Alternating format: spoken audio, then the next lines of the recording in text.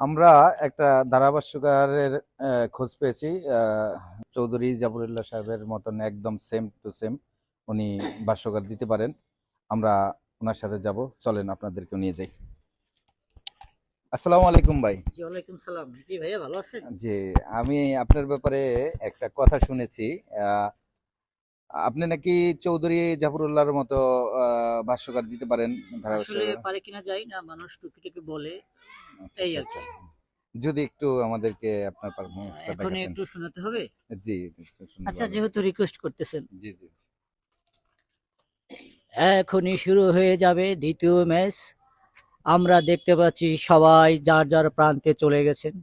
বল করবেন ডগলাস হন্ডো। তিনি তার বোলিং মার্কে ফিরে গেলেন। আস্তে আস্তে দৌড় শুরু করলেন। আম্পায়ারকে অতিক্রম করলেন। এবারে কিন্তু তুলে বেড়েছেন ওই পানিয়াঙ্গারা। বল কিন্তু হাওয়ায় ভাসছে।